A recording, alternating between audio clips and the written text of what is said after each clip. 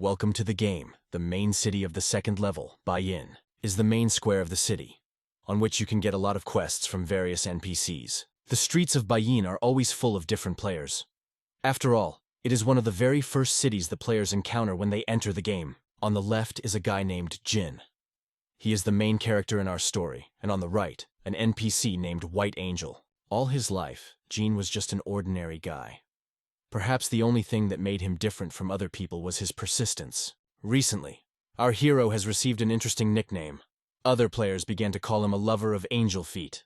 It was all about him going to the White Angel in the main square several times each day and hugging her feet. Naturally, the NPC didn't particularly like it, or rather to say she hated the touch. So, every time she killed Jin, with a discharge of divine lightning, in front of all the townspeople, to demonstrate what happens to violators of personal boundaries.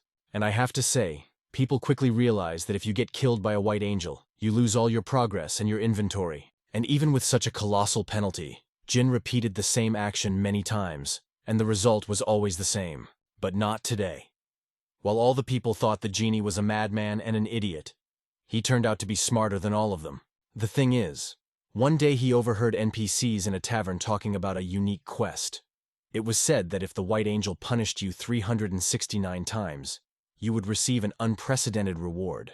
Jin had long doubted whether to trust unknown NPCs, but he decided to check it out, and not for nothing, he finally got a reward for his hard work. System rewarded our hero with a so-called Scroll of Luck. It took our hero 69 days to complete this task, and every death felt real. Jin was incredibly happy that he was able to fulfill this hidden quest. Opening the scroll, Jin felt millions of golden strings piercing his body. But there was no pain, only a feeling of boundless luck.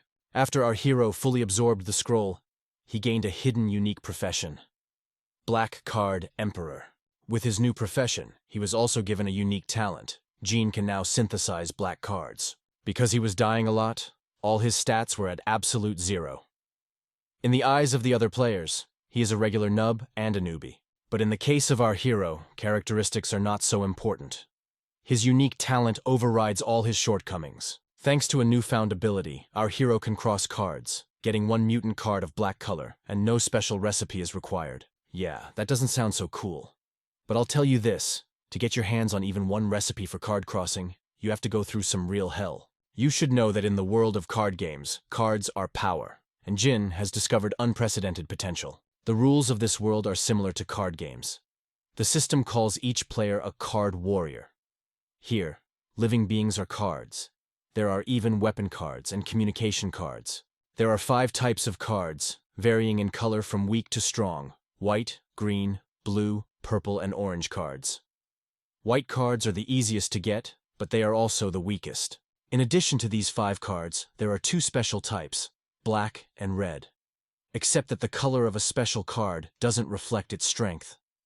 Red and black can be as strong as orange and as garbage as white cards. Regardless of the color and type of the card, it can be enhanced with card synthesis or card amplification. To amplify and synthesize requires a so-called recipe, but if you don't have one, and botch the procedure, the card and materials will just disappear.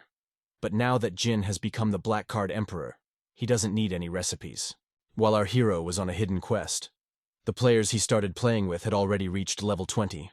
Now, the priority for the genie has become to level up as fast as possible to catch up with the other players. And since Jin is actually at the very beginning of the game, he is entitled to 1 white card to start, which he can get from the goddess statue at the secret base. Each time the goddess statue gives out a different card. Some people get battle beasts, some get weapons, and some get useless things like bottles or scissors. Despite being level 0, Jin was a very experienced player, so he wasn't expecting any good cards to fall to him. Nevertheless, of all the options, he didn't come across the worst. It was a white bear summoning card. No special skills. When Jin saw this card, he became nostalgic. After all, 6 months ago when he first entered the game, the goddess statue had given him a bearskin card. The secret base is an exclusive space for each player. It has 5 tokens: a vault, an exchanger, a mission room, a teleportation portal, and a goddess statue. Jin needs 2 cards to use the skill, but right now he only has 1. So he decided to go to the mission hall and take the easiest mission for a beginner. Among thousands of missions, our hero had only 1 mission available to him. Namely, the hunt for a training rooster. As a reward for completing this quest, Jean will be unlocked a general chat system and one random white card. Fortunately, the teleporter was completely free for newcomers. It was time for the genie to have his first fight. Moments later, our hero was at Ground Zero training ground, and in front of him stood a very ordinary rooster. He was Jean's target. Not wishing to linger long on the initial levels, our hero, without any hesitation, released his bear on the hunt. I don't even know what to tell you. The bear tore poor Rooster apart. Funny thing is, our hero named his bear. He named him Admiral. For successful completion of the first quest, our hero received a new 2-star card, Midnight Cat. Well, now Jean has 2 cards. It's time to test his new fusion skill. You might have been confused by the fact that Jin was given the profession of Black Card Emperor, and it makes sense that he should only cross black cards. But things are a little different. Our hero can cross any kind of cards with each other, but as a result he will always get black cards. And now, by crossing a bear and a cat, Jean got a 2-star Black Panda card. This card is the perfect summoning card. It can be upgraded to 3-star by using 3 wildness gems. In addition to increased base stats, this panda has the passive skill Crushing Attack. Each attack has a 5% chance to deal an additional 30 damage to all enemy targets within 3 meters of each other. It turns out that from 2 useless cards, our hero got 1 card equal in power to the green card. Frankly speaking, it's a very good result. Having such a strong card in his arsenal allows Genie to take on missions much higher in level than himself. Albeit, Panda is many times stronger than Polar Bear and Cat, but taking away missions too high level is dangerous. When suddenly, a mission called the Defense of Cassandra came to our hero's attention. The essence of this mission is to go to the coastal fishing village of Cassandra and repel 9 waves of attacks of evil fishermen within 100 minutes, as well as kill their leader Shark Liven. It was a Class N mission, which means it requires a team to execute it. Jin randomly chose a team of the right level in the chat list, but as soon as he entered the chat, the other players started insulting him and calling him a nub because of his low level. Before he could explain anything, he was removed from this chat room. If he wanted to, Jin could have passed this mission himself, but the system did not allow him to do so. So our hero decided to try his luck again. The next team took Jin more friendly, but they had some problems with organization. They wanted to put all the hardest work on our hero's shoulders. The small fishing village of Cassandra in the center of the map. From it there are 3 roads to the east, south, and west. At the end of each road there are portals where monsters appear. When the mission begins, fishmen will start appearing from each portal every 10 minutes. There will be a total of 9 waves. With each wave, the number of attacking monsters increases. At the same time, bosses will appear on the 3rd, 6th, and 9th wave. On the 3rd wave, a red sea bass named Lee Jason will appear. This monster wields a huge sword that can cut people in half in one blow. During the 6th wave, a lightning-fast sea catfish appears, who is a master of the 2-pronged spear. But all of them are nothing compared to the boss that appears on the 9th wave. It's the final boss named Old Man Shaw, who is incredibly strong and smart, and wields the legendary Trident. Only by killing Old Man Shaw you can pass the quest. Before the mission began, Jin's new team was discussing a plan. They wanted our hero to take over guarding the south portal. Jin might be willing to do that, but then he'd be completely surrounded, and he'd be the monster's main target. But apparently he doesn't have much of a choice. Anyway, it's better than doing boring tasks like building a fortress or helping old people. After getting to know his new team, Jin realized that they were not particularly smart or intelligent. So all hope for the successful completion of the mission rested on him and the panda. When suddenly, an NPC approached our hero, and a characteristic sign appeared above his head, indicating that he wanted to give a task. This man definitely wants to give the task of building fortifications, thought the genie. The other players have done this quest 1,000 times, so it's pretty obvious. You had to find 200 bricks and block 2 of the 3 roads east and west. But on the other hand, that NPC could have given a task to build watchtowers. After construction, if the NPC archer is still alive, players can climb the tower. This will improve the strength and range of their attacks, and strengthen the southern flag. But nevertheless, Jin decided to take his time. He decided to walk into town and look around some more. On the way, he met a girl who probably gave him a task to collect and create potions. By completing this NPC's side quest, you can get boosts to health. Eventually, Jin returned to the NPC master and decided to build a fortification. And meanwhile, the mission had begun. Each of the group members took their positions and prepared to meet the enemy. It's been exactly 20 minutes since the start of the mission, and the first two waves of players repelled without problems. But they were dissatisfied with the fact that our hero did not have a single kill, while they had already killed more than 300 monsters. And their outrage is justified, as the third wave begins, and the first boss Lee Jason has already appeared. And by sheer coincidence, the sea bass appeared exactly on the southern direction, in the area of responsibility of our hero. Unfortunately, Jin hadn't collected the bricks for the fortification in time. Now he'll have to fend off a wave of monsters led by Jason. Panda was perfect for such a task. If you remember, he has a special passive skill that increases his attack radius. And in battle, against a whole crowd of low-level monsters, this skill fits just fine. Ordinary fish people, bursting like balloons with a single blow from a panda. Well, let's see how he does with Jason. Due to his high base characteristics, Panda was able to sense the boss's approach in time, not to repel his attack. As expected, unlike the usual monster sea bass, one strike was not enough. But that's not a problem. Thanks to his high level of intelligence, the panda has a well-developed priority system, so now he spends all his energy on killing the boss. Plus, every now and then, a passive skill is triggered, and the blows that Panda deals to Lee Jason apply to regular monsters. Watching the meat grinder that is happening now, our hero is incredibly happy that the system is built in such a way that the monsters first want to kill the summoned animal, and only then with his master. When suddenly, in the midst of the battle, the genie gets a notification that someone on his team has just been killed, and a couple minutes later, Gene got a message that he was alone. Another person had died, and a third person had just left the party. At first, Gene was incredibly angry that his partners had just gone and screwed up big time. Remember when I said Jin was no different from me except for being stubborn? So despite the situation, he decided to continue the battle to the last drop of blood. While Panda fought with the boss, our hero decided not to waste time and continue to collect bricks, to build fortifications and not split into 3 directions at once. Now that all the necessary materials have been gathered, the master has begun to build the fortifications. That wall was really huge. It would definitely be able to withstand the monster's attacks. But it took Jin too long to collect the bricks, so he wouldn't have time to build the watchtowers. And by that time, the panda had less than 30% of his health left. Our hero decided to fulfill the medicine woman's quest and increase the panda's health before it's too late. After gathering a bundle of various herbs in the vicinity of the village, Jin obtained the coveted potion, a vial he gave to a local elder to awaken his latent power. After emptying the jar, Elder Bayer awakened a healing aura that affects all the defenders of the Cassandra. Jin had gotten there just in time. In the time he had been gathering herbs, the panda had exactly 10% health left. After receiving a buff from the village elder, Panda replenished his health level to its maximum, and with it, his powers, and it couldn't have come at a better time.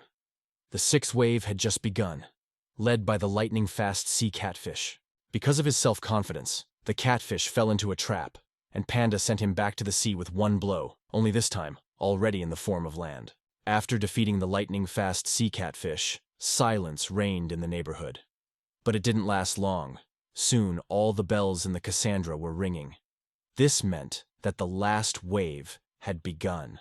In addition to being much stronger than all of his predecessors, Old Shah was also dozens of times larger than them, making ordinary monsters look like small cockroaches against his background. The difference in power between Jin's card and Old Shah's was enormous.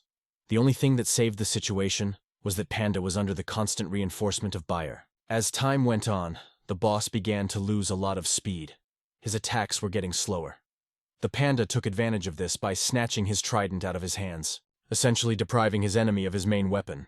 The panda launched a terrific series of attacks, taking away Old Shah's last health points as a result. That's it! The mission to protect Cassandra N1 has been successfully completed. And please note, the mission Jin passed almost solo. For the incredible result, namely 10,000 monsters killed, our hero received a treasure chest. But that's not all. For defeating the final boss, Jin also received a card of his trident, plus the experience gained was enough to level up. Now Jin could go back to the base with peace of mind. Upon his return, the first thing Jin did when he opened his vault was to see 3 different treasure chests in front of him that emitted a bright golden light. In each of these chests was a mountain of gold and various gems. But more interestingly, there were also maps. After taking a closer look at the loot, our hero realized it was a rare treasure, so he decided to take it all. He now has 2 skill points that improve his recognition ability. Now he will definitely be able to identify white cards by himself. If he continues to improve this ability, he will soon be able to recognize green and blue cards. Important clarification. Those cards that our hero received from the chests are in hibernation, and for their awakening, you need to identify them. The first card was the summoning card, Black Battle Bear. Compared to the already existing panda, it's just a useless piece of paper. But the second card was a bit more interesting. This is also a summoning card, a brave villager. You could get this card only for completing the quest to protect Cassandra. Her characteristics seem ridiculous against the background of a panda. But she had one advantage. It was a long-range attack card. Even so, this card is weak on its own. But what if you cross a black battle bear with a brave villager? So the genie got curious. He ended up with a summoning card called Valiant Bear. This card combines the best traits of the black battle bear and the brave villager. It is also a ranged card, with increased attack speed and damage. The Valiant Bear is the perfect card for the quest of Cassandra's defense, but it can also be useful in other quests. And to test his new fighter in action, our hero once again went to the familiar quest. I have to admit, the Valiant Bear met all his expectations and more. Flying axes had very high damage, so sometimes the Valiant Bear would kill several monsters with one attack. And for retaking the quest, defending Cassandra, Jin received another card, Old Man Shaw's Trident. While the panda and the noble bear are slaughtering the fish people, Jin decided not to sit idle but to farm. In the quest to protect Cassandra in the forest outside the village, there are 6 types of items that can be collected. 6 creatures to be exact. A mutated fish man, a gray jackal, a black goat, a goblin in armor, and a swamp slime. But they're all just children's toys compared to the last one, namely the graphite golem. You can get different unique items from each monster. Since they can only be obtained in this quest, some players create teams and sends others to pass the level while they themselves go to farm the forest. Despite having very strong cards, Jin himself had very meager power stats, so even with his trident in hand, he is only capable of killing fish people. Only after finishing off 3 fishmen did Jin finally get something, namely a left-handed saber. This item can be given to the master and get an unexpected item in return, though an unexpected item sounds very intriguing. But Jin knew it was probably just an ordinary restorative potion. Today's hunt was a bust, but that's okay, we can try again next time. And by then, Panda and Noble Bear were almost done with Shasika. Compared to the previous time, the panda's attack power was unchanged. But the speed increased slightly, and the ever-flying axes helped me to deal with the boss. And in the end, well, it's a full 5 minutes faster this time. I wonder what the reward will be this time. The system rewarded Jin with 4 treasure chests at once for speeding up the mission, even alone. This time, the contents of the chests also turned out to be quite solid. The diamond can be used to improve the buildings of the base. The scroll can be used as a portal, and it can also be hung as a decoration. Jean was hoping this chest would contain a black bear card to make another Valiant Bear. But this time, you could say no such luck. He was dealt the Woo-Woo Frog, a very mediocre white card. Having failed to get the desired card, our hero decided to see if the black bear card is sold in the game bank. And indeed, there were several offers. The only problem was that they demanded crazy money for this card. But this was just one of many suggestions. And then Jean decided to search for the necessary map more diligently. After half an hour of diligent searching, our hero found a player with the nickname King's Cave. This player was offering 10 black bear cards for a total of 666 coins. Compared to the other offers, it was a pretty good price. But even so, Jin didn't have enough coins to buy them. But giving up just like that is not in the rules of our hero. And then he decided to write to the Cave King personally. After much discussion, they came to the conclusion that the King's Cave would sell the genie 1 card for 100 coins, or 5 cards for 350. But even so, Jean didn't have enough. So he decided to sell the Trident card to buy a black bear. In the game bank, Old Man Shaw's Trident wasn't much. The average price was about 2 gold coins. Therefore, in order to make money as quickly as possible, Jin set the price at 1,888 coins. And only seconds after the Trident was listed on the stock exchange, someone bought it. And now, he has enough for not 1, and not even 5, but 10 black bear cards. With such a resource, he can create a whole army. But what is much more interesting is the fact that on such a synthesis, our hero can earn a whole station. Essentially, he can buy cheap black bear cards and synthesize them into stronger Valiant Bear cards. The only thing the genie had to do was go through the quest of defending Cassandra time after time to get the Valiant Villager card, and that was it. It sounds so easy, but in fact, the problems start at the very beginning. To enter the quest, you need to find a team. but no one wants to take a level 2 player as a burden. The search continued long and tedious as suddenly our hero came across one tempting ad. One of the teams was looking for a man on a quest to carry bricks for 300 coins. Not knowing what to expect, Jin decided to join the party. As in previous times, they wanted to kick him out right away. Because like everyone else, they were looking for players at least level 5. Because they wanted to move 1,600 bricks at a time. But the question is, why so many? And that's when Jin remembered something. On the quest to protect Cassandra, there is another secret task for which you can get a rare mush. To convince this team that he wouldn't interfere with them, our hero wrote, "Look, I know you want to go to the hidden level, but I'm not interested. Just take me with you." The other players were surprised that a level 2 player knew about the secret mission, and then they started to think about whether to take it or not. And then to convince them, Jin showed his Valiant Bear card. And I have to admit, it worked. The squad leader under the nickname I'm Not a Hero agreed to take our hero with him in the pack. As soon as Jin saw his teammates, he realized that they were not as simple as they seemed at first glance, as one of them was holding Old Shah's Trident. And the second girl, there was a mush that can only be obtained for completing a hidden task in the village of Cassandra. But it doesn't matter. Jin has his own agenda for this mission. The interesting thing is that as soon as the girl with Nick I'm No Hero blew into the mushel, the village completely disappeared, and in its place, a whole big city has sprung up, after which, the system informed that the players have started a hidden quest, defending the fortress. In exactly half an hour, the fishmen will begin their attack on this city, and our heroes need to protect this city. Now it's time to start collecting bricks, when suddenly, right in the middle of the street where our heroes were standing, there was a huge explosion. But there's no need to panic. It's just that Jin's team has called their cards to the rescue. Animals can be used as transportation. Half an hour later, thanks to their coordinated work, our heroes managed to collect the required number of bricks. And Jin got his promised reward. Funny thing is, right after the mission was over, all 3 of them sent friend requests to the genie. This might not be the last time they meet. To say that passing the hidden quest defense of Cassandra's fortress was easy, I cannot. At first, everything was the same as always, several waves. The only thing that distinguished the hidden quest from the usual is that the monsters were twice as many, and nothing else. Jin's team handled the monsters without any difficulty, repelling one wave after another, when suddenly, from across the sea, our heroes began to be bombarded with cannon fire. All that's fine, but the fish people never had guns. It's either some new update or a bug, but something had to be done about it anyway. While the other players were busy fending off monster attacks, our hero noticed something strange. The shells that flew from the seaside were not cannonballs or anything like that at all. They were little fish people. They're much weaker than normal monsters, but that doesn't mean they can't kill. Fortunately, Genie was saved by the Valiant Bear. I'm No Hero. Watching this bear, Genie thought of a new fusion formula. He thought about crossing over a card with high physical strength, with some sort of technology card. But now was not the time to think about that.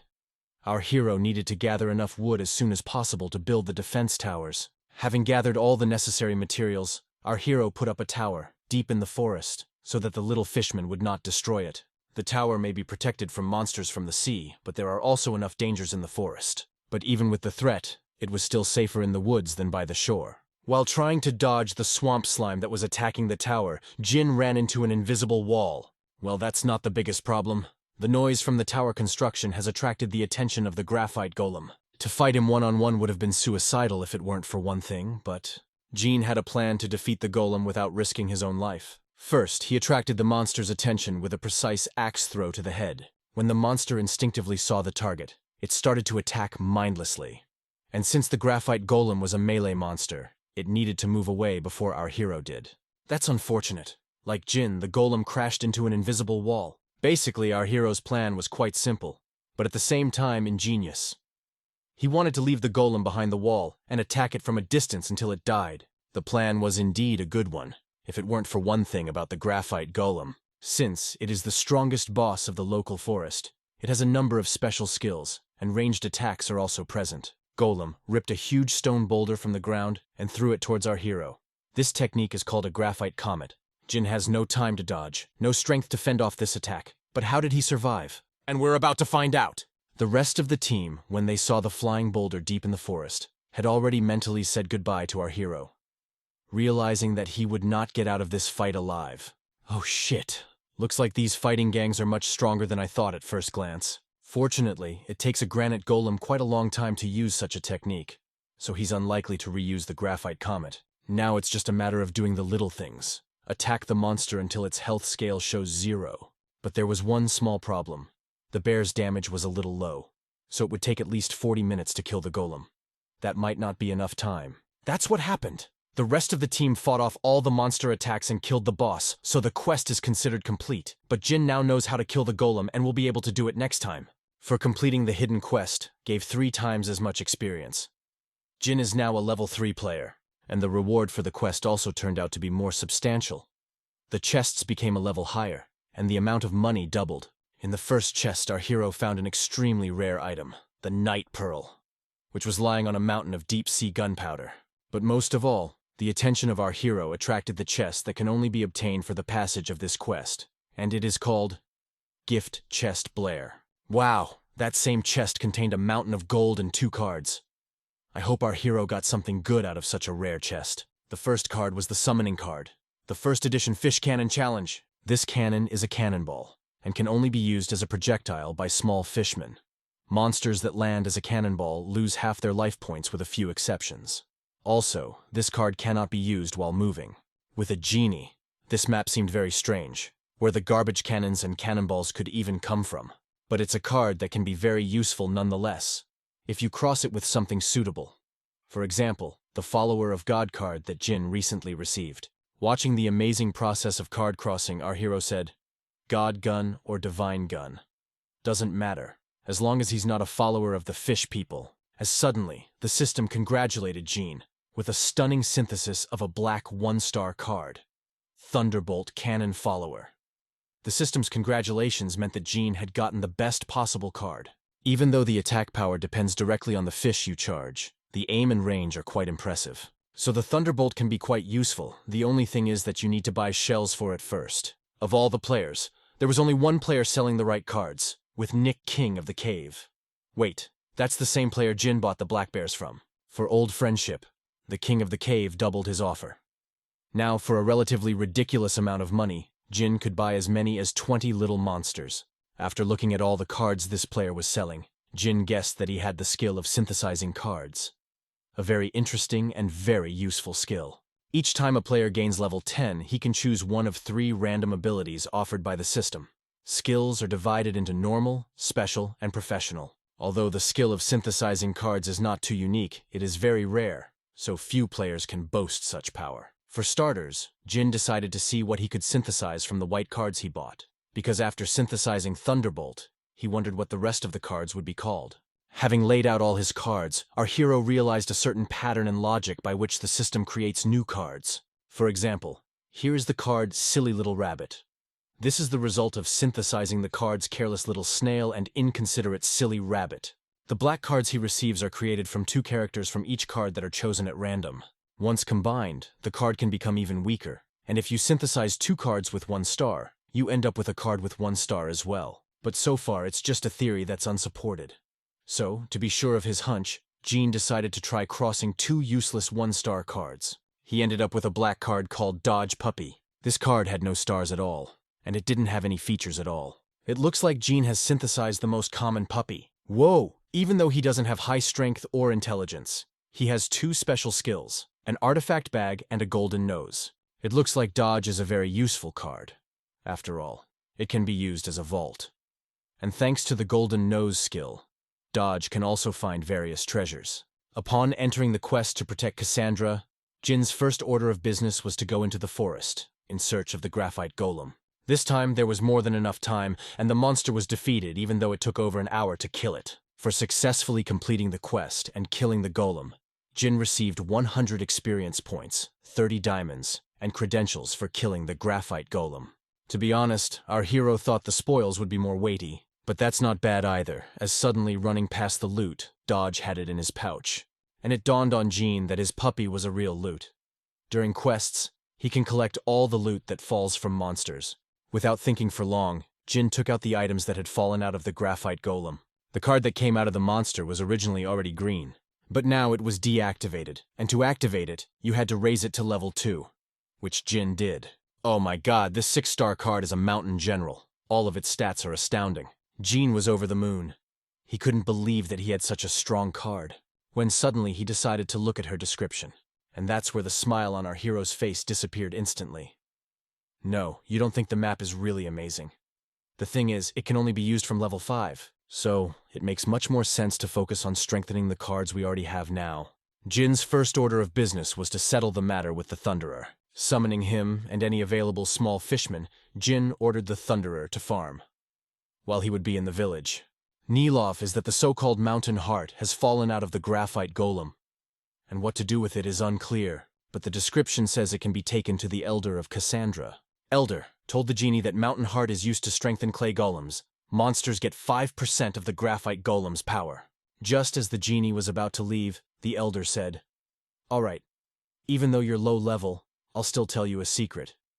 Until you get level 5 on the mission when 4 people are defending the Cassandra, and when the number of fishmen killed is 666, you can get the secret achievement and pick up the secret rewards." What a twist. In return for a useless stone, Jin got a unique mission. But in order to get and pass this quest, Jin needs to find a team. As always, most teams didn't want to take Jin because of his low level. And only one team called the New Fags decided to take Jin in, and that was only because he promised to do all the dirty work for them. Some members of the team turned out to be quite friendly. One guy even wanted to be friends with our hero. But not all the guys were so kind, because no matter how you look at it, they are not here for friendship, but for the mission. After working out a plan and dividing up the duties, they got down to business. Our hero and one other guy went into the forest to mine resources and repel the attacks of waves of monsters from the north side. Today's partner Jin has an interesting card in his arsenal, the War Bull. It's a summon card whose main purpose is to tear through crowds of monsters, but this bull has magic. Before, the guy wouldn't show his map to anyone because it's really good, and he was afraid it would be taken away. For the same reason, he used to try to complete the quest alone, but always lost. And they got along well with the genie from the beginning, so they added each other as friends so they could go on missions together. When suddenly the kill counter showed that Jin had reached the mark of 666 monsters killed, it was time to embark on a covert mission. And to keep the murder rate up, Jin pulled back his cards. Oops. There was a friendly relationship between the guys, but Jin didn't know him well anyway, so he wouldn't talk about the hidden quest. After about half an hour, the other players had completed the basic conditions of the quest. And at the same time, Jin had completed the hidden quest. And as a reward, the system gave him 666 experience points, 666 gold coins, and the special skill Ribelude 666. Thanks to such a huge amount of experience points, our hero from the 3rd level rose from the 3rd level to the 5th, and this new special skill is a reinforcement of the Little Murloc card. The Murloc is essentially the same as the common fishman, with one small exception. He sees his master in the owner of his card. In other words, for completing the hidden quest, Jin got a big improvement on the Fishmonger card. In addition, the Murloc can be used as a projectile for the Thunderer. Seeing how strong the ordinary fishman had become under the effect of the new skill, the genie had a brilliant plan. He wanted to create a whole army of enhanced monsters. What can I say? That's probably one of the fattest catches I've ever made in my entire life. Back in the village, Jin was met by the rest of the group. I wondered why they hadn't come out yet. Suddenly, the girl said, "You're not confused, are you? You've made yourself comfortable. We all risked our lives while you hid in the woods." Seeing that the situation was heating up, the guy who was helping the genie in the forest intervened and said, "Hey guys, what are you doing? The Black Card Emperor has completed all his tasks. I see you two have lost your fear. I propose a 2-on-2 match. We'll play at the new location. Unlimited flame power. Agreed?" The girl added angrily. The genie, without the slightest hesitation smiling, agreed to her proposal.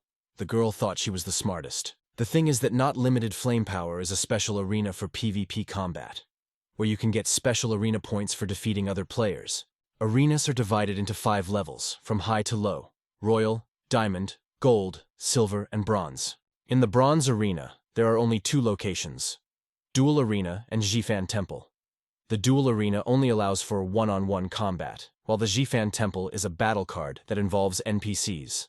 And since they wanted a 2-on-2 fight, the Bronze Arena wasn't right for them.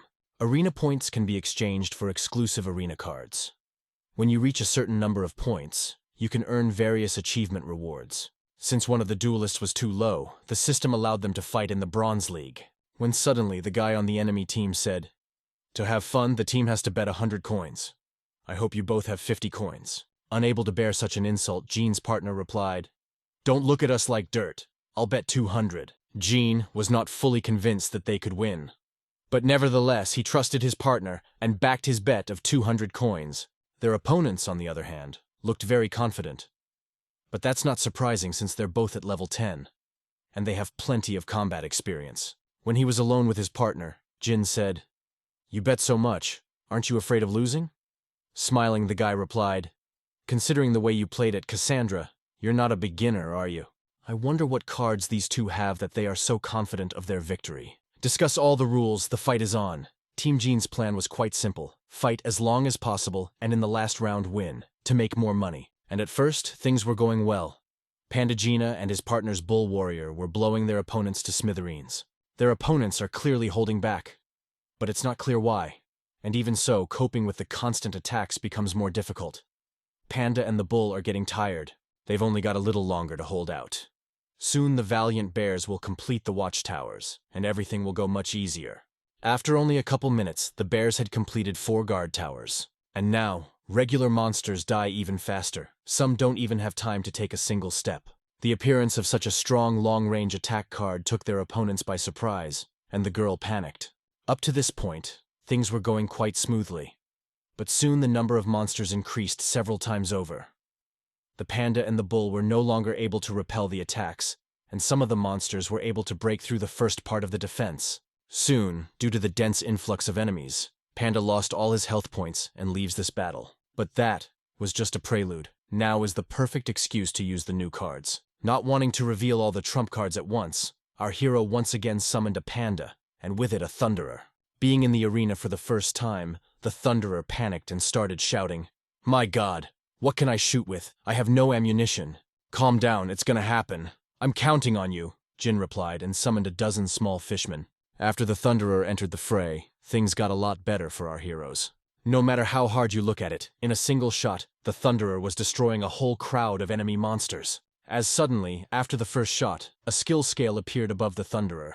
As he destroyed the opponents, the scale filled up. After he finished off a whole 100 enemies, Thunderer rose to level 2. Now a black card with 2 stars. And having reached a new level, the strength of his attack has increased significantly. And in addition, there was a skill Explosive Blast, which increased the radius and strength of the attack twice. When suddenly, Jin's partner's entire body was covered in armor, and he said, We've been messing with them for too long. Let's finish. I knew he was a lot stronger than he wanted to appear. Not every high-level player can wield liquid armor. I can't even imagine what he's really capable of. When suddenly Jin said, Look, I understand that you want to get it over with quickly, but I'll pay you 300 coins if you put on a show. And after a moment's thought, the boy agreed. After all, it was much more fun that way. While Jin stepped back, the guy started running forward imitating an attack, at the same time yelling, Oh no, I'll lose if I don't do something. He even let a black fighting cat hurt himself to make it look believable. And to convince his enemies of his victory, he withdrew all his cards. Seeing this, the girl's sense of superiority returned, and she said, Great, it's time to finish him off. And eventually the genie's partner got fed up, and he actually left the party, leaving our hero to deal with everything on his own. But the two men still couldn't figure out why their enemy had left the arena. But they still hadn't won. The fight had gone on so long that they had forgotten about our hero, so when they saw Jean on one of the watchtowers, they were surprised beyond measure. Now they realized why they couldn't win.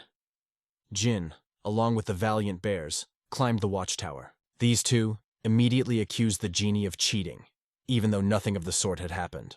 Seeing the angry faces of his rivals, Jin shouted, Look, all your animals have been killed.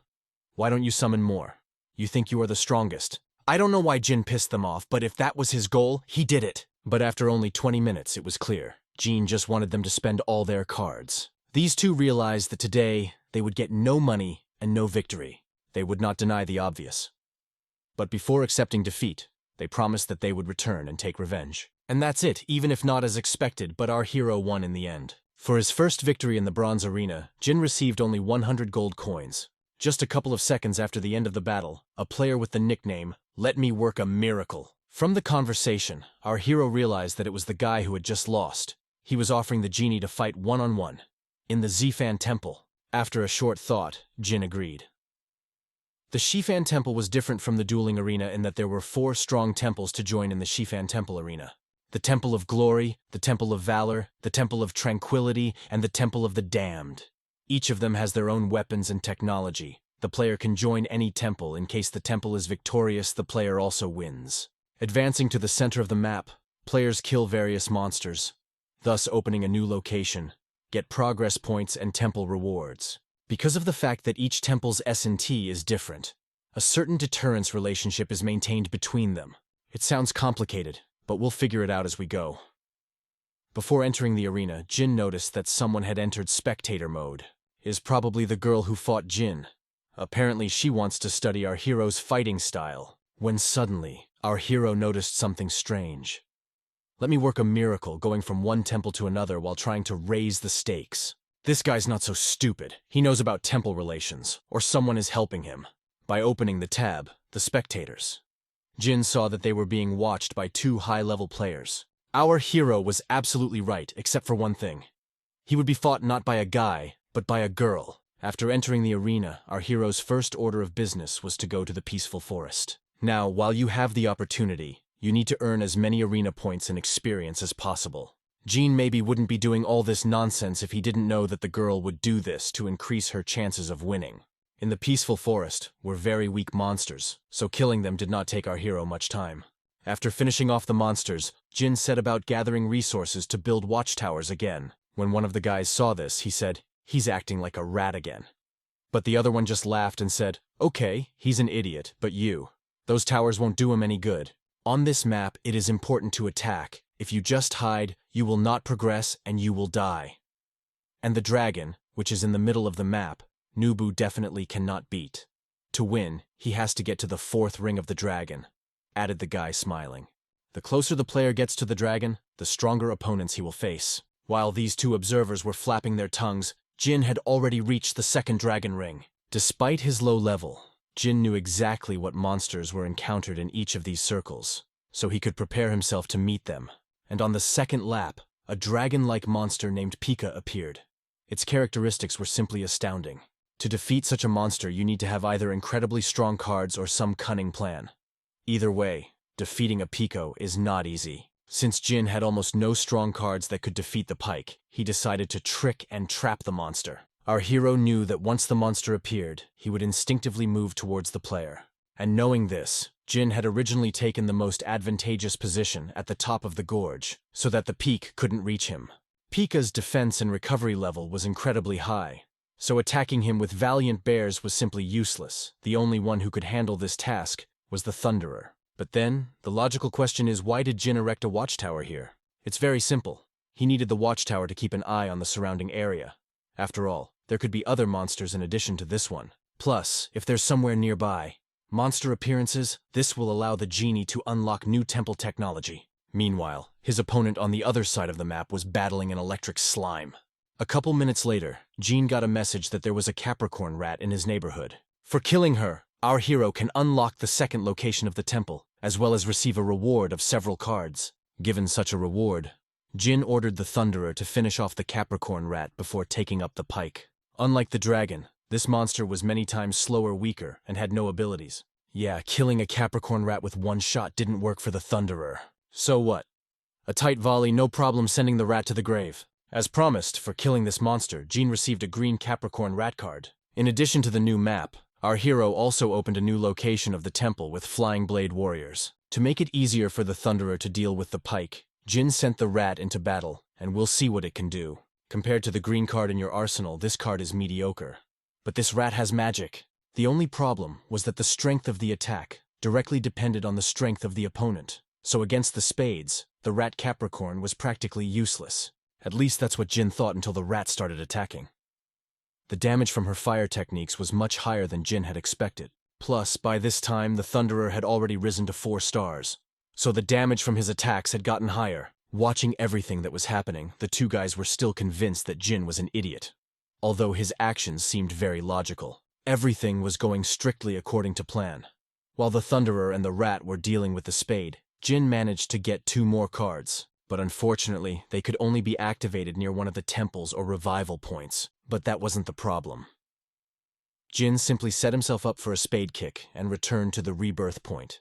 The thing is that in the arena of the Temple of Shifan, after death, the player is revived after 30 seconds to gather respawn, with each death increasing the time to revive. By activating 2 new cards, Jin decided to use the reel to attract monsters. There was no point in going back, so Jin decided to go hunting to get more arena points. After killing the Tower Keeper, Jin unlocked the Temple of Tranquility technology. Fire Halo. The attack power of all units that specialize in ranged attacks is now increased by 25%. Taking the Tower Keeper's card, the genie thought about what would happen if you crossed it with a Capricorn rat. In the end, we ended up with some kind of stuffed animal called a Capricorn cat. The defense was still pretty weak, but the attack damage was higher because Jin had combined 2 mages. Having dealt with the Temple of Tranquility, our hero went to the Temple of the Damned, namely to the Tomb of the Undead. To summon an army of the undead, I had to kill 1,000 monsters, but Jin couldn't take the task of this temple as it was already taken by a girl. So our hero decided to just destroy the tomb to break all her plans. Meanwhile, Kira, which is exactly what this girl's name is, was fighting a dusky wolf. She was completely confident in her superiority, right up until the system alerted her that the undead tomb was under external attack. Realizing that she might lose, Kira dropped everything and ran to save the undead barracks. But it was too late. Jin had completely destroyed it and even managed to escape. But since the Temple of the Damned itself was still functioning, the barracks could be rebuilt by sacrificing 60 monsters. But first, Kira decided to destroy the genie's base for revenge. Meanwhile, Jin's base was approached by a barbarian bear, a rather dangerous foe. But our hero was ready for such a thing, and built a line of defense. Plus to this, the genie in the attack let all the remaining cards. It seems like just another monster, but surprise, surprise, Barbarian Bear has earth magic. But he doesn't just own it, he uses it wisely. He's built a stone wall to fend off long-range attacks, and then with a mighty blow, broke ya so that it collapsed right onto the panda. Of course, you can't beat a panda with a stove like that. But Barbarian Bear didn't want to, he just needed to delay the attack. To take your next step, as Panda tossed the stone wall aside, our hero saw a huge stone boulder in front of him. It appeared to be another of Bear Barbarian's earth-moving techniques. At first, Jin thought it was a defense technique, but suddenly the boulder began to move, and it began to do so in the direction of our hero. And the closer the boulder came to the genie, the faster it became. Knowing the mechanics of the game well, our hero's first order of business was hiding behind the backs of his charges. After all, the monsters will attack them first, and only then the human. Expectedly, Bear the Barbarian just flattened the Capricorn cat and continued to move swiftly towards our hero. After taking the card back, Jin wanted to reactivate it to delay the Barbarian Bear a little longer. But he didn't have enough energy to activate it. And that's when Jin had a plan. He realized that he couldn't outrun Varvar's bear for long, but he could still make him get out of that boulder. And the plan was quite simple. Jin jumped into the water and the monster jumped after him. As the boulder started to go to the bottom, the monster had no choice but to get out. It was the perfect opportunity to deal with him in one shot. I almost forgot. By then, Thunderer had already returned. So, being reinforced by the fire halo, the noble bear and the Thunderer finished off the Barbarian Bear in one blow. And as usual, after killing another monster, Jin got his card. Synthesized Bear Barbarian Gina decided with a card of a regular black bear to use as a human shield. As a result, our hero got a card. Bear Despot. Purely a tank, not good for anything else. Even the attack performance is worse than that of Fishman. This result did not suit our hero, so he decided to try to synthesize this card with a Fire Cat. This time the results are better. Fire Panda Despot. But since still too weak, although this card had fire magic. Then, Jin decided to try to synthesize this card again. And this time the result was perfect. Jin got a card equal in power to the blue one. Fire Panda is a water despot. The health points are kept very high and the attack power is excellent. Time was getting shorter and shorter. So Jin ordered the valiant bears to return to the base and start building a fortification to fight Kira. And he, meanwhile, with Thunderer and Fire Panda the water despot, will go into the forest to improve the former's skill in gunnery. Everything happened exactly as Jin predicted. Kira, in a fit of rage, came straight to the Temple of Tranquility, where our hero's main base was. Wanting revenge, the girl sent a whole troop of wild forest cats to break down all of Jin's fortifications, but the cats were destroyed before they could even get close to the temple. And that's because our hero has already discovered some of the temple's technology. And even though the first attack failed, Kira wasn't going to stop. She sent an army of undead after the forest cats. This time the attack was successful. Some of the dead, under the cover of their mages, managed to get to some of Jin's watchtowers and started destroying them. But at that moment, two of our hero's mercenaries ran out of the forest, one of whom was an archer and the other a master swordsman, so they quickly chopped the undead army into a bony salad. Even so, Kira wasn't going to give up. She still had cards to play. For the next hour, the girl tried to destroy Jin's watchtowers, but without success, and in the end, she just gave up. Because of her anger, she lost the precious time in which Jin was raising his level. So when fighting him, she doesn't stand the slightest chance. Jin didn't even know that his base had been attacked. Exactly until he received the notification that Kira had left the session. For winning the arena of the Temple of Siphon, the system rewarded Jin with 1 experience point and another victory point, and as a nice bonus 200 gold coins. Before the genie could do anything, he suddenly received a message from Kira, asking him to fight again. Our hero might have agreed with her if she hadn't started dictating the rules. As soon as their conversation reached an impasse, Jin simply deleted Kira from his friends. He didn't like girls who were too clingy, especially since Jin had other plans today. He was going to complete the Cassandra defense quest number 2. But before embarking on a new journey, our hero decided to synthesize the cards of a fire panda, a water despot, and a savage. Connecting to the quest, the first thing Jin did was go into the forest to fight the ash jackal. Jin needed this monster for one purpose only. He wanted his heart. There would fulfill another side quest. And while Jin's main cards are doing the quest, in comes the butterfly raiser. And she was pretty good at it, I must say. The fact that she could fly made it hard for the jackal to get to her, which gave her an advantage. No matter how much the jackal resisted, it soon became clear. No matter how hard the monster tried, he couldn't reach our hero's butterfly. And I paid for it with my own head. For killing the ash jackal, our hero received his heart. If you give it to the healer, you can get a unique reward. Looking at the jackal's heart, Jin said, "If I remember correctly, by giving it away, I will be able to gain entrance to the quest forest of the setting sun." After giving his heart to the healer, Jin did indeed gain entry to the quest, and finished it in just 5 minutes, by finishing off the main boss. For completing a unique quest, unfortunately Jin received a very trivial reward, not including the white graphite golem card. When suddenly, Jin got a message from a player named Valkyrie. This is the same guy that Jin first played in the arena with against Kira and another guy. Valkyrie invited Jin to go on a quest to defend Cassandra N3. The guy in the white hat's name was Van, and he was an old friend of Valkyrie's and a generally good and kind fellow. And the blonde guy in the cape was named Monty. He, like the Van, had known the Valkyrie for a long time. Monty said that the 3 of them met years ago, and formed a team in which he was in charge of riding. Valkyrie for damage and defense. And Van, he's hilarious. Just kidding. This guy may look stupid, but he actually knows secrets of this game that a lot of people don't even know about. But even though his main power is knowledge, he has amazing cards. He mostly plays a Nightcat deck, and his main combat card is Clay Puppet. Upon hearing this, Jin remembered the mountain heart he had gotten for killing the graphite golem and offered it to Van for only 300 coins to strengthen his battle card. Without a second thought, Van sold all his Nightcats cards to buy reinforcement on the Clay Puppet. It was hard for Van to part with all his cards, but he couldn't kill the graphite golem to take its heart and strengthen his card. He didn't have the strength. Having finished introductions and exchanges, the team went on a quest. By combining the Heart of the Mountain and his Clay Puppet card, Van got a blue granite golem card. It's an incredibly rare and powerful card. There was only one problem. You could only use it from level 9, so basically the Van became useless. But even though it was so unpleasant, our heroes decided to try to pass the quest in 3s. Monty summoned the Bronze Bull to speed up the gathering of materials and the building of fortifications. Loki, which is the Valkyrie's name by the way, covered himself in liquid armor and summoned a sword made of Damascus steel to fend off the onslaught of enemies. And Jin summoned all his strongest cards at once, which can both attack and help gather materials, a versatile player.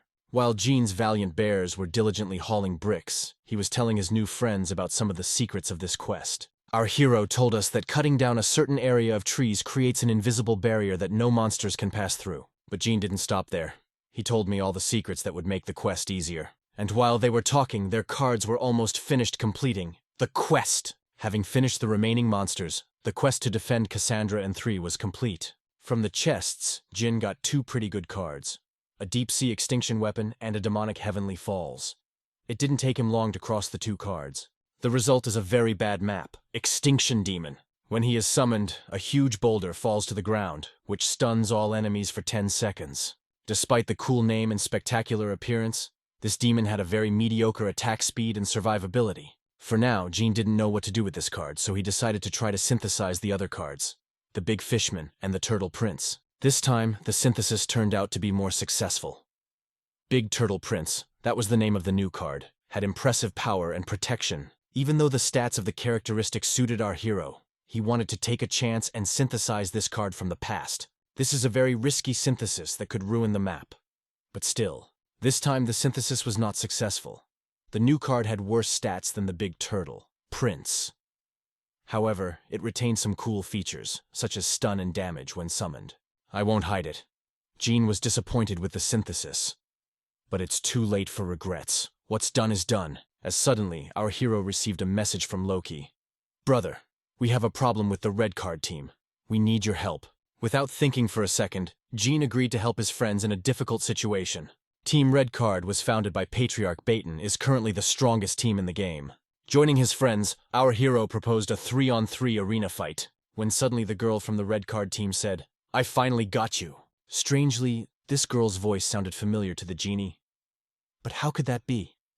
After all, he had never crossed paths with the Red Card team before. So here's the deal. It's not the Red Card team, it's Kira and her friends who are idiots. They just won't let it go. For our hero, it was already a matter of principle. Punish those idiots.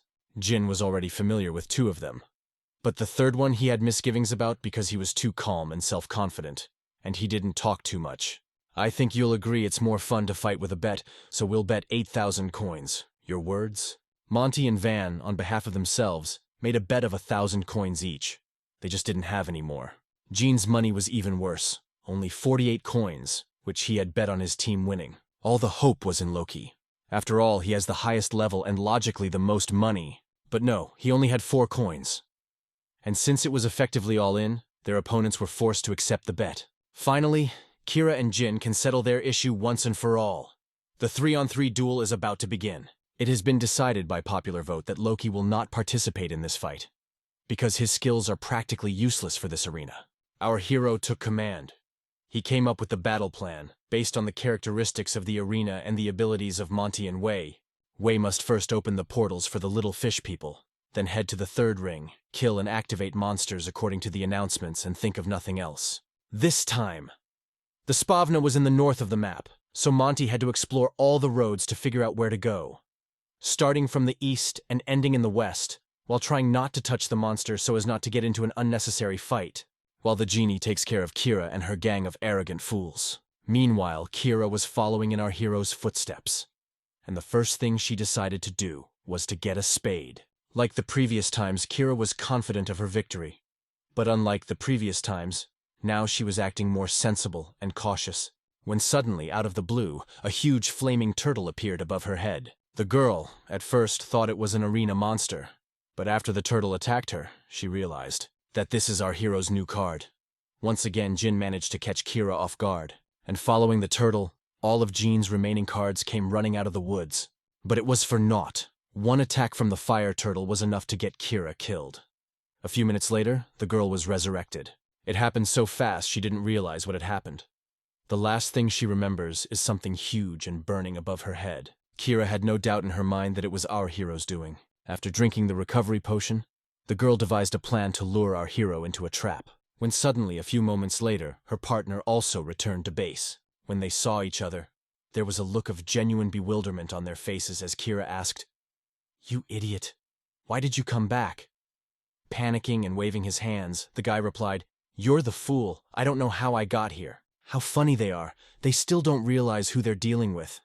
Meanwhile, an electric slime has arrived on the battlefield, but Jean wasn't interested in that right now.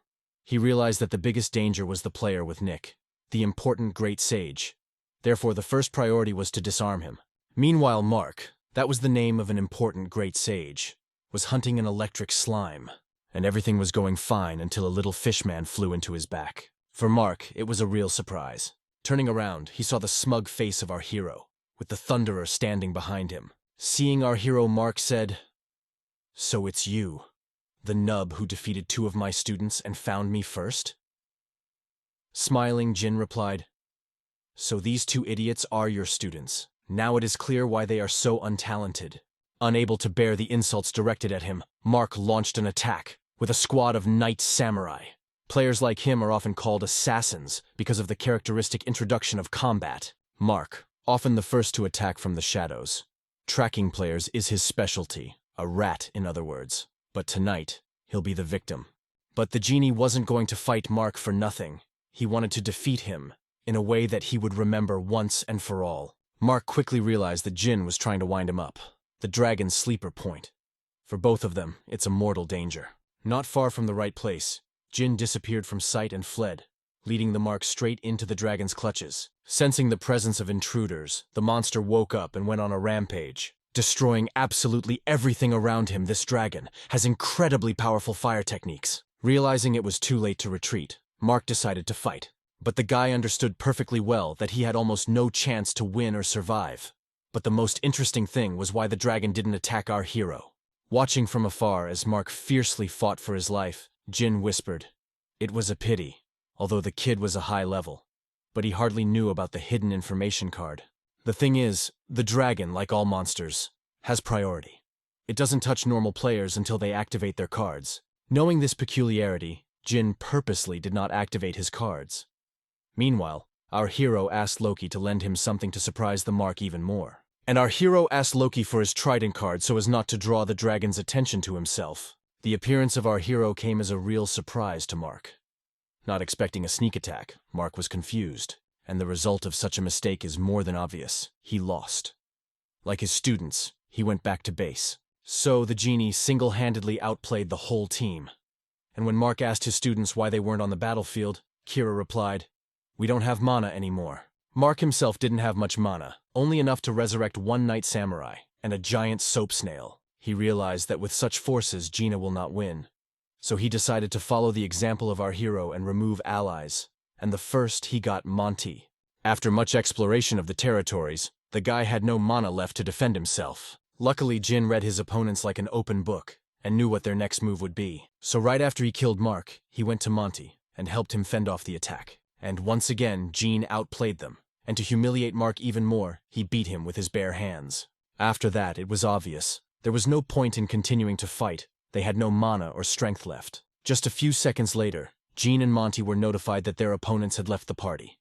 Victory. After the fight, Jin was going through the menu, looking at the characteristics of his cards, when suddenly he got a message from Mark, offering him a bet on who could get past Cassandra's 5th level of defense. Cassandra's defense of level 5, a very dangerous quest as it can only involve players below level 10. No one has been able to complete it yet in the entire game. Now, Team Red Card, Team Avengers, and Team Night Dogs are battling. It's up to whoever makes the first kill in Cassandra's 5th level of defense. So far, it's the Red Card team that is closest to that goal. But Jean, Loki, Monty, and Wei had other plans.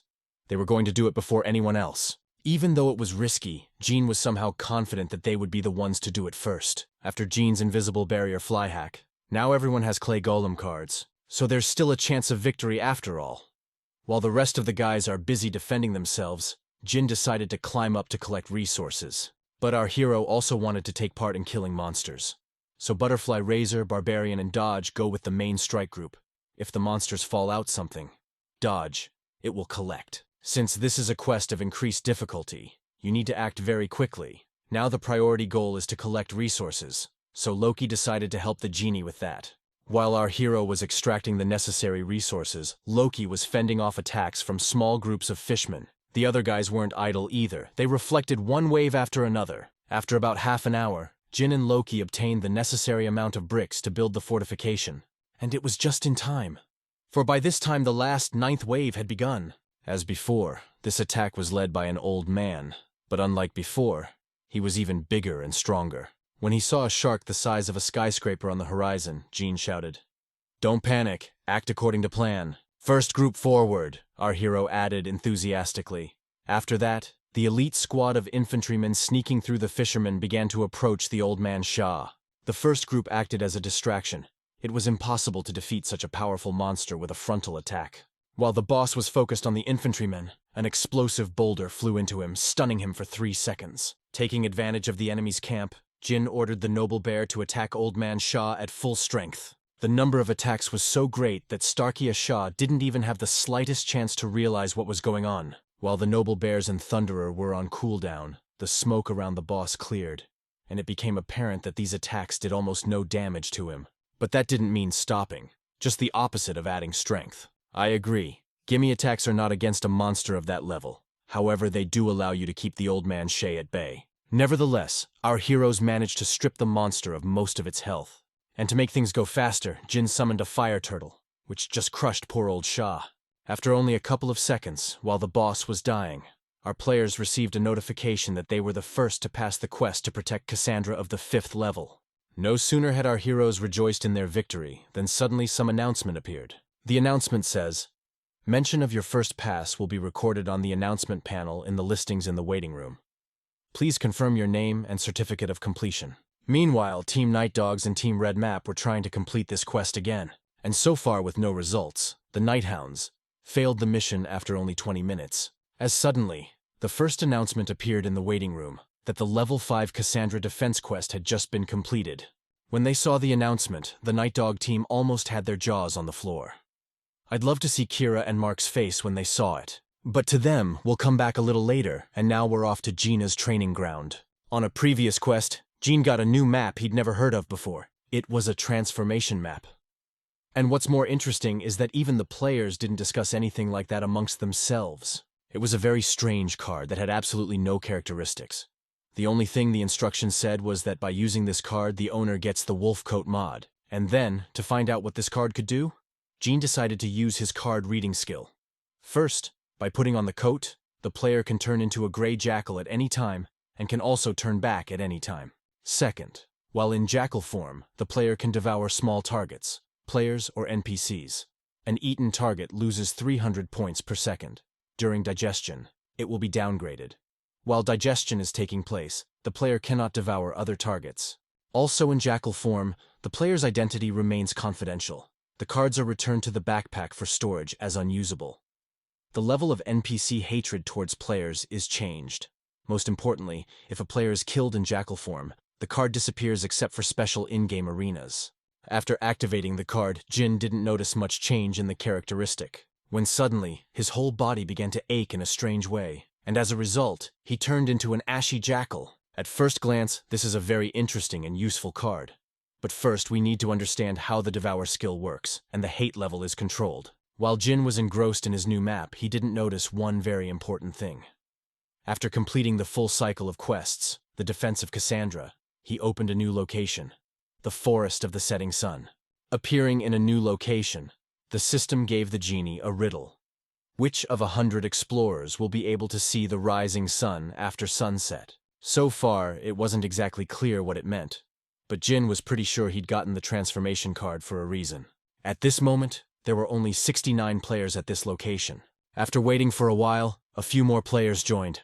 Apparently the quest will start when 100 people join the arena. Half an hour later, the right number of people had arrived, and the countdown began. The game has begun. In order to explore the area without attracting the attention of monsters, the genie used the transformation card, and it worked, even better than Jin thought it would. Not only did the monsters ignore him, but also the other players. As he was wandering through the forest, our hero found a treasure chest of extraordinary beauty. The only thing that confused the genie was that there was someone's equipment lying around the chest. To figure out what's going on, our hero decided to leave this chest to the other players and see what happens. And it's a good thing he didn't risk opening it, because the guy who did, the chest ate him alive, leaving only the sword. After eating 2 players, the chest shouted, "Ha ha ha ha, well idiots, 3 kills, I'm going for the record." This chest is also a player. It turns out that if our hero has a wolf coat, someone else may have a treasure chest. There's more danger here than meets the eye. Since this chest was an ordinary player, Jin decided to test the devouring skill on it. To be honest, it was hard to swallow such a huge thing, but our hero managed it. Absorbed the other player, Jin felt him begin to digest him, but the feeling was somehow strange, as if it wasn't supposed to be like this. Damn it! Even after our hero has absorbed another player, he can still use cards. But the genie can't, so the only thing he can do is just run away. It quickly became clear that our hero wouldn't last long like this. And then he had a very good idea. If he can't fight, then we need to find someone who can fight in his place. But who will fight for the Ash Jackal? That's right, the other jackals. Luckily, there was a dragon in Wolf Field to help with the outer monster. So when he saw one of the jackals in trouble, he reacted quickly and destroyed the threat. While Jin digests his prey, he decides to hang around among the other monsters to keep himself safe. It was the perfect plan. Exactly until the announcement came out that the player who takes the forest throne within 20 minutes wins and gets everything. But nevertheless, our hero was in no hurry. And there were several reasons for that. First of all, the man he ate was still digesting. But that's nothing. The more important reason was that all the players were now converging in one place, causing a real massacre. To fight in total chaos, it's a real lottery, and Jin is used to acting for sure. Our hero has chosen a very simple but effective tactic. Watch and wait. Soon, due to the strong smell of blood and screams, crowds of monsters ran over. And in the end, there are only 3 players left in the entire forest. And the time left to sit on the throne is only 20 seconds. The first to reach the throne was a player who was able to transform into a small, fluffy rabbit. And just when it looked like victory was within reach, another player takes him out, who's been hiding in the guise of a wild swamp dog all this time. Before this guy could taste victory, Jin was standing behind him, whispering quietly, "Did you think you'd win? I've been chasing you for a long time." In the end, Jin was left alone and took the forest throne. In addition to the title of winner, Jin also received the secret forest treasure. Opening his vault, our hero saw 3 small chests. It didn't look like they held anything valuable, but appearance does not always equal inner content. And inside the first chest, 566 coins and 200 experience points were waiting for Jin. In the second chest, there was a map of a diamond and a rare wolfstone. The loot had already met all expectations. The diamond alone was worth a fortune. Well, finally, the third chest had 2 summon cards. The entertaining Blue Feather Chicken and Wolf Fire King. And at the very bottom was the Mystic Egg Mystery card. This is the first time our hero has gotten such a big loot. Not bad. Without thinking long, our hero decided to try to synthesize new cards with Fire Turtle and Panda. As a result, the result was a card of astonishing power, Fire Panda Titan. The health level, attack power, and all other stats were simply unbelievable. But that wasn't the end of it either. The only way to strengthen the Fire Panda Titan was with the rare wolfstone that had just fallen out of the chest. Without the slightest bit of doubt, Jin poured the rare wolfstone into the Fire Panda Titan. Intoxicated by such success, Jin set off again into the forest of the setting sun. With all the new maps, our hero has already figured out. He only has questions about one, specifically a mystical egg. In the instructions, it said that this egg could hatch a mystical animal. But for this, you need special conditions. But what is most interesting is that when you complete the hidden quest, you can get a blue dragon card of the Forest of the Setting Sun with 1 star. The type of monster that hatches depends directly on the conditions the egg was in. In fact, the variations of monster hatchlings can be incredibly numerous. But honestly, the only monster Jin wanted was a sunset forest dragon. Then, our hero began to wonder under what conditions he would come across a dragon. And soon he realized he needed another dragon to raise his own.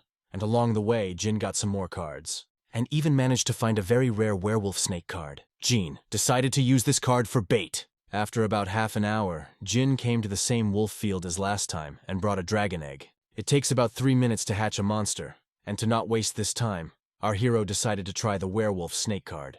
To do so, he stepped out of his jackal character right in front of an entire pack, and immediately activated a new card to avoid combat. He's half monster after his transformation, so a pack of jackals shouldn't attack him. However, this was only a theory.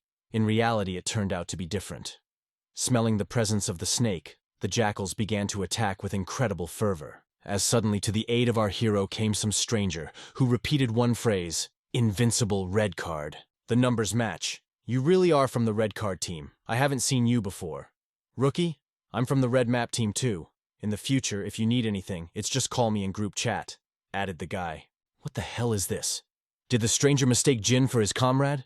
Our hero was both scared of what would happen next. And in the end, curiosity won out.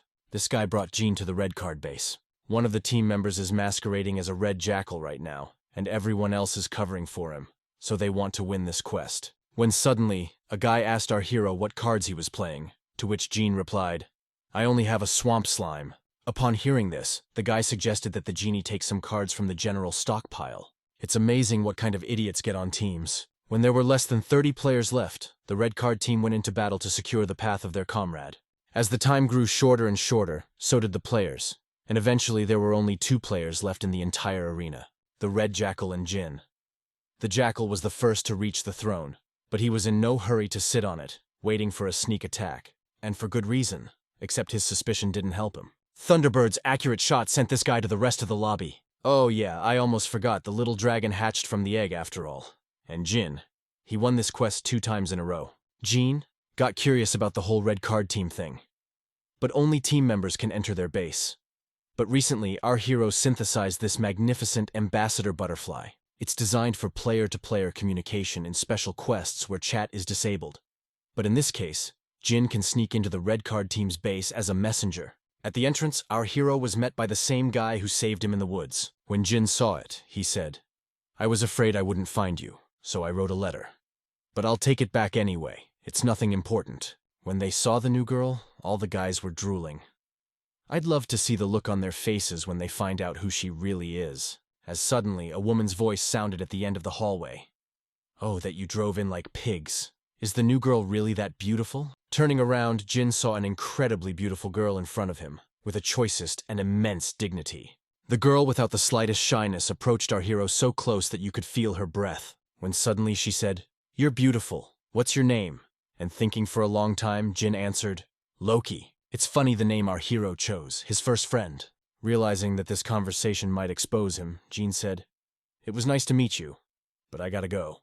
"No offense, but I'm just really busy. We'll talk next time," Jin added, and quickly left the room. A couple days later, while exploring the forest, Jin came across an NPC who gave him a new quest called Red Riding Hood Picking Mushrooms. This quest was that the player had to protect a little girl from being attacked by wolves, but Jin found it too boring.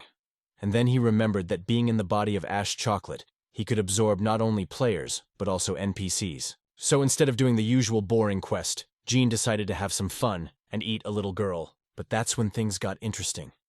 Immediately after Jin took the form of a jackal, the girl's gaze changed dramatically, and moments later, the little and sweet girl turned into a horrible monster, a legendary hungry wolf named Wolf.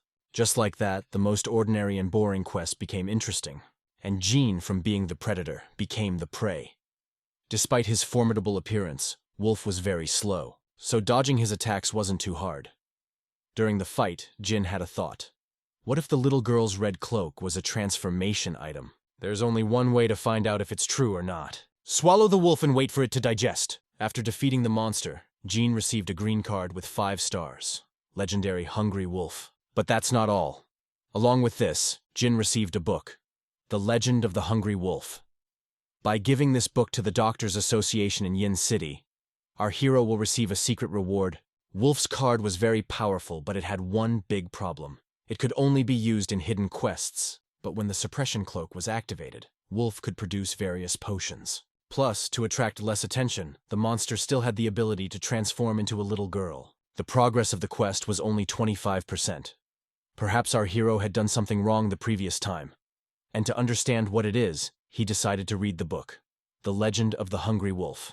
Wolf is actually a vegetarian who likes to eat mushrooms the most. The other wolves kicked him out of the pack. Luckily, he met the kind Red Riding Hood, but the ignorant villagers didn't know that and tried to kill Wolf. Little Red Riding Hood tried to stop them, but they attacked her, and then Wolf lost his friend and became furious. He killed all the villagers, put on Red Riding Hood's cloak, and turned into her. Such is the legend of the Hungry Wolf. It's all very interesting, of course, but how to pass the quest? When suddenly, Genie got a message from Wei. "Hi, Steric, come here quickly. I've reached level 10 and I need to choose a skill. Do you think synthesizing cards is okay or not?" Jin immediately replied, "I'll be right there. Choose card synthesis." In the end, Wei listened to our hero and chose card synthesis. Plus, Wei noticed one peculiarity. If you synthesize cards that start with the word is, you can get food. Interestingly, Jin never looked at synthesis that way. He was always focused on the performance, not the name. While eating the lobster that Wei had synthesized, Jin noticed that on its shell was a hieroglyph for the word dragon. And then Jin said, "Wei, where did you get these lobsters?" "I don't know what's going on." Wei just pointed to the beach nearby. "To be honest, I don't know what's going on." But Jin built watchtowers right on the beach for some reason. Passing players thought our hero was either an idiot or crazy. But Jin was never interested in other people's opinions. And in the end, after only 10 minutes, our hero collected a mountain of lobster, crawfish, and crab cards. All these maps Jin was going to synthesize with each other. I wonder what he's trying to accomplish by synthesizing cards of common animals without any characterization of unique abilities. And so passed hour after hour as Jean synthesized the cards, but none of the results satisfied him. In the end, Jeep has conducted over 3,000 syntheses, but none have been successful. And now he holds the last 2 cards in his hands, hoping for a miracle. Crossing the Dragon Lobster card and the Stone Crab, Jin got a card, Stegosaurus Swan. Finally, after countless number of attempts, it didn't get any better. This card was truly amazing. Not because of its characteristics, but because of its unique ability. Swan was a remote attack card, which is great for both defense and offense. His unique ability was a so-called chi wave that chopped opponents in half. In theory, Swan could almost be the strongest card in the arsenal, but you need to test it in real combat first. And then, Jean decided to use the challenge arena. In this mode, the player can show his cards to other players, and they, in turn, can challenge him. If he wins, the player can not only get coins, but also increase the level of the card. The appearance of such a unique card like the Swan caught the attention of the red card team leader, whom Jin was already familiar with. And in order to keep the top spot in the rankings, she decided to challenge our hero and Swan. It's all about the fact that there was a certain ranking of the cards, and the appearance of Swan lowered the position of the red card team in this list. Eliza, which was the girl's name, used to be the leader in this ranking thanks to several cards, one of which was the red Bigfoot, a big, strong, fast, and most importantly ferocious monster who destroyed everything in his path. But previously, Bigfoot had never encountered monsters like Swan. So just like before, he mindlessly went on the attack. But the Swan didn't care at all. On the contrary, it was easier for him to attack. In addition, the dragon's attack speed will increase until it reaches the maximum value. Thanks to his huge health points, Bigfoot was able to survive the Swan attack, and because of the damage he took, he went into berserk mode, which increases his speed and strength. But aside from ki waves, the dragons had another unique ability, a metal body. It reduced all the damage they received to 0. With this set of abilities, Swan has essentially become a killing machine. The metal body was an excellent defense against attacks, and the increased attack speed of the QI waves left the enemy no chance. And in the end, Eliza and her ginger Bigfoot lost that battle. But that didn't mean she gave up. The girl had more in her arsenal. Next, she sent a plasma spy against the Swan, an extremely strong and uncomfortable card for the opponent. Plasma Spy's main attack was a fire wave that melted even thick metal. Even so, Swan still had no problem withstanding all of the Plasma Spy's attacks. Her teammates watching the fight didn't understand what was going on, because Elise had cards much stronger than Bigfoot and Spy in her arsenal. In the end, the Plasma Spy met the same fate as the red-haired Bigfoot. Oh, I almost forgot, all this time Jin was at the red card team headquarters. But more on that later. Suddenly, our hero noticed that after another defeat, Eliza began to smile. I wonder what happened to make the girl's mood change so dramatically. One thing's for sure, don't underestimate her. Wow, looks like Elise is starting to play seriously. The girl called for a card with 9 stars, the greatest turner ever. Now I can see why she was smiling. All this time she had Trump up her sleeve. Unlike the Spy and Bigfoot, the dragon attacks were nothing to the greatest turner. Eliza did the smart thing, with the first 2 cards doing reconnaissance, and the third going on the attack. Turner's superiority was evident from the first seconds of the fight. Even Swan's metal body didn't help. I have to hand it to you. The dragon fought to the last man. It even reached its maximum attack speed. But unfortunately, it didn't do him any good. Turner outperformed him in every way, and in the end, Swan lost the fight. To be fair, it's worth pointing out that the greatest turner is a card several times higher in level than Swan. After Eliza's victory, smiles and happy talk reappeared at the red card headquarters. Watching the girl's triumph, Jin thought, expectedly, I'm too far away from her for now. Eliza, noticing the displeased face of our hero, she came closer and said, Sweetheart, I don't think you agree. I suggest we have some fun in the private arena. Jean saw this as the perfect opportunity for revenge. So, without hesitation, he agreed, and they've chosen the arena as the place for their duel. Unlimited flame power. There was a strange tension between them at once. They both had no good reason to hate each other, but fury was inside them. Eliza decided to make her first move with the cards we already know, Bigfoot, Plasma Spy, and Greatest Turner. In response, our hero summoned noble bears, a thunderbird, and a panda. The Thunderer was the first to attack. Such a sudden and powerful attack could wreak havoc, at least Jin was counting on it, and his first target was a plasma spy, the slowest monster of all. Quite expectedly, it didn't produce any meaningful result, and only made Eliza more angry. Our hero did not have a clear plan. But one thing was obvious: if the enemies break through to the watchtowers, Jin will lose. So the collision line should be as far away from them as possible. The best option was to raise the level of the Thunderer, and thus try to destroy Eliza's cards before they even get close to the towers. Soon, the Thunderer was able to gain enough opt points to level up. Now, the power, speed, and range of his attacks have increased. But most importantly, it has increased damage. Just one direct hit was enough to send the red-headed Bigfoot back to the deck. It would seem that Jin should have been happy that everything was going as he had planned. But something still made him uneasy. When suddenly Eliza said, "Let me give you one piece of advice. Although the skills of most summoned beasts are automatically determined, there are cards created through special channels that can be ordered to use other skills. Like the skill. I'm a mommy here," the girl added with a smile. After that, she started to emit a strange aura, and around her body began to see streams of mana. What the hell? What kind of skill is this? No matter what it is, it's worth being extremely careful. Realizing that the initiative could abruptly fall into Elisa's hands, Jin ordered all of his subordinates to attack at maximum strength, hoping to pick up at least one more monster, when suddenly Eliza shouted, "Turner, attack your sister!" Now it's clear, this strange skill is the skill of changing priority. Now a girl can personally choose the target to be attacked by her cards, regardless of the system rules of the game. Realizing that now the fight could be over in a matter of seconds, Jin activated the panda's berserk mode, to have the slightest chance of protecting our hero from the Turner. But alas, the panda was unable to withstand even a single strike from the lizard's blade. It happened so fast that Jin didn't even realize it. But the Turner's blades were already aiming for his head. 3 days later, Jean, Monty, Loki, and Wei were relaxing and having fun at the beach. While the rest of the guys were having fun, Jin kept thinking about the fight with Elise. Something was bothering him. Of course, in that fight, the girl won a stunning and unequivocal victory, and it was stupid to argue with that. And it would seem that he lost and lost. It's not a big deal. There was something strange on our hero. Perhaps it's because after the fight, Eliza walked up to him in a crouch and said in a gentle voice, "Pretty girl, say your name!" But then, seeing Jin's sad face, Wei tried to cheer him up. But no smile appeared on our hero's face. And then Wei said, "I see. The pretty girl broke your heart. But look what I have.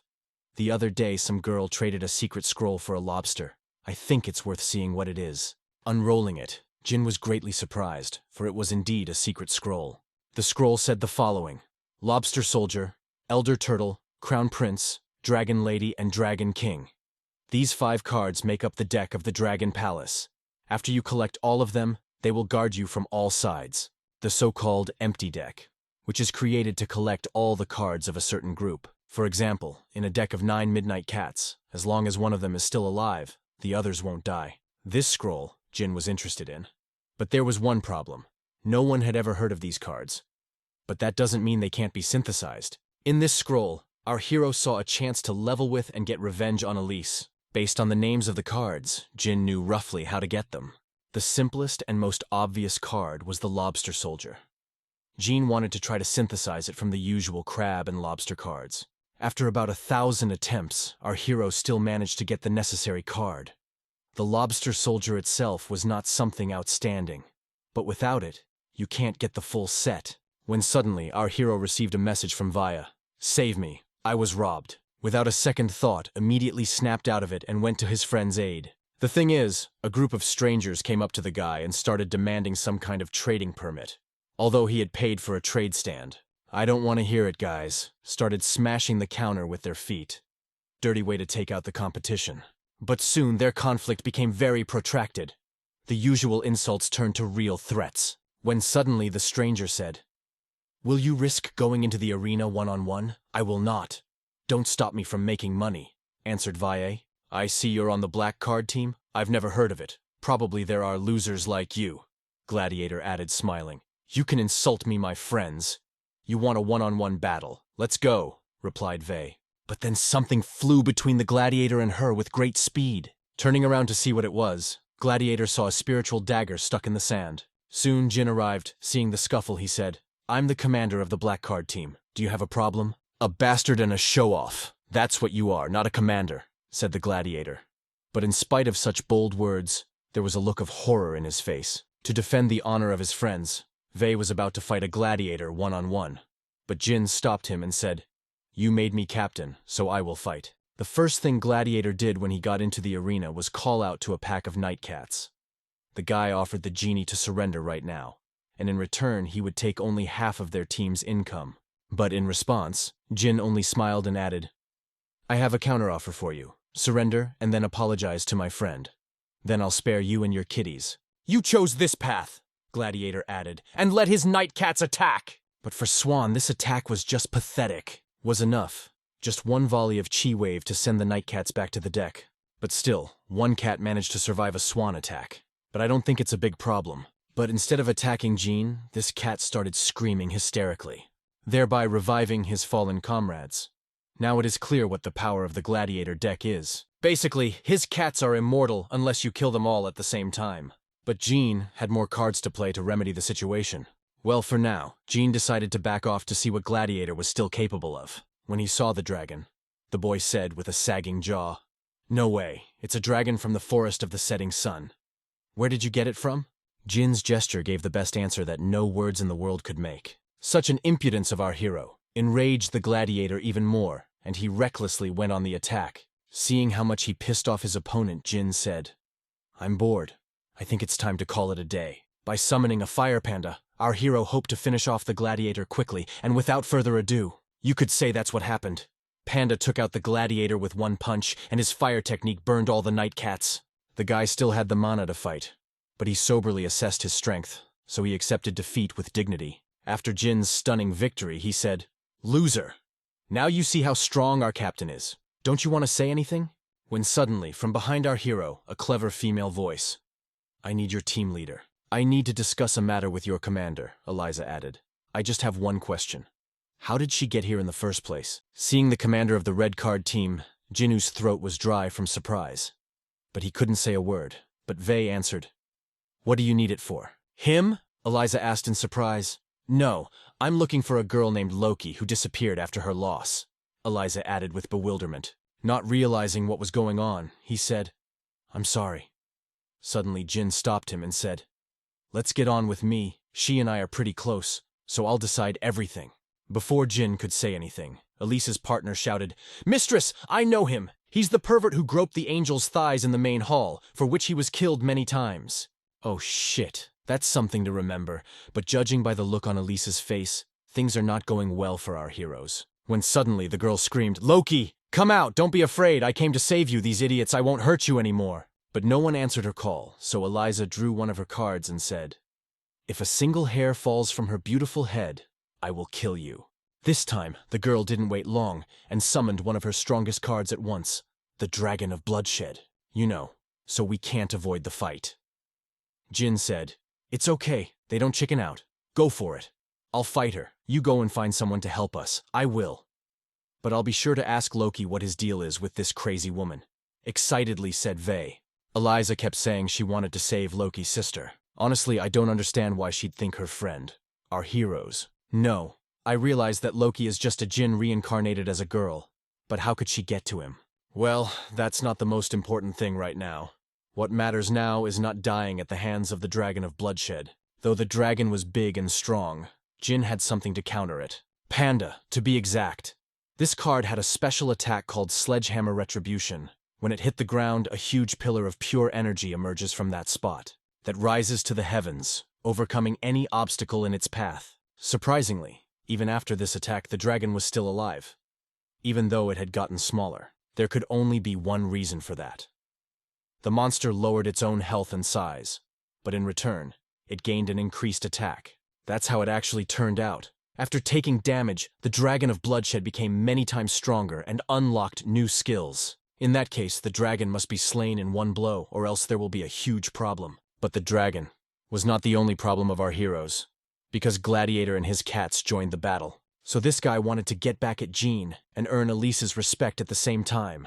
And while the dragon was gathering strength for his next attack, the panda had to fend off Gladiator's pesky cats instead of doing the same. Realizing that things are getting too dangerous, the genie has no choice but to call for help.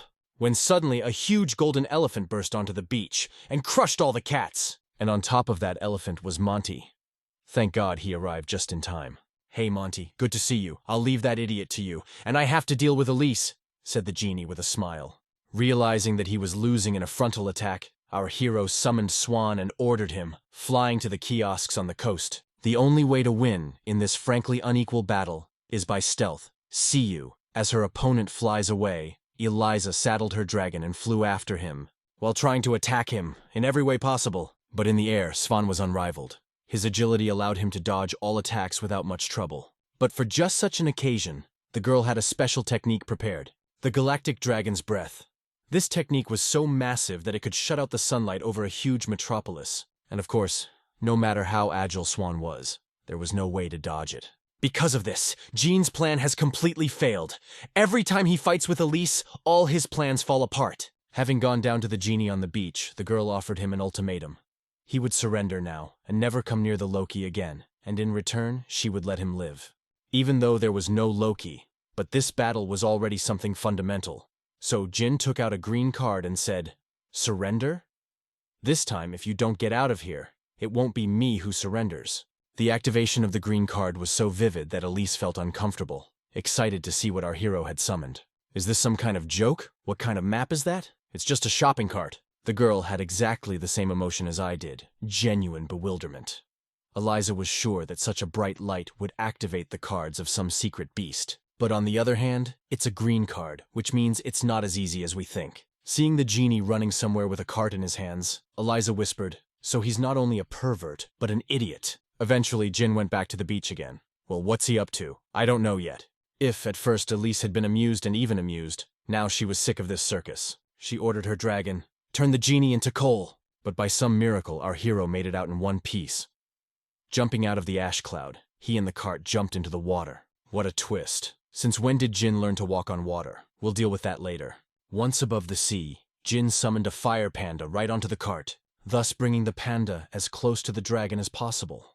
And taking advantage of this, he attacked the dragon again with the sledgehammer of retribution. And this time, the damage was much more substantial. The dragon even lost consciousness for a while and ended up in the water. The green cart card, the genie synthesized a couple of days ago. Thanks to it, he can easily move through mountains and water. It would seem that with such a trump card up his sleeve, victory was as close as it could get. But then Eliza's dragon burst out of the water, which means it's not over yet. But Jin didn't expect to win so easily. After what happened, the girl activated the "Who's Mommy" skill and took full control of the dragon. This time, the girl attacked our hero with a technique called Hellfire. The genie thought it was rather silly after all. He was standing right in the middle of the sea, which meant fire techniques were useless. But what was his surprise when the flames did not go out, but instead grew stronger and stronger. Jin decided to fight on the sea to protect himself from the greatest Turner and Plasma Spy. But there's no way he expected her dragon to be capable of something like this. Oh shit, what do we do now? How to fight Elise? To protect himself from the fire, Gina decided to dive underwater, but pretended to be wounded to buy some time. As our hero expected, Hellfire burns not only on the water but under it as well. With each passing second, the situation was getting worse and worse. Jin could use the Swan and the Thunderer to attack in the air, but the latter needed a cart, and the dragon wouldn't last long on its own. Fending off one attack after another, Jin was racked with panic, realizing he had nothing to counter Elise's cards. But in the moment, he remembered one of Loki's battles in the arena. Then Loki said that hiding during a fight is tantamount to losing. Sometimes sacrifices have to be made.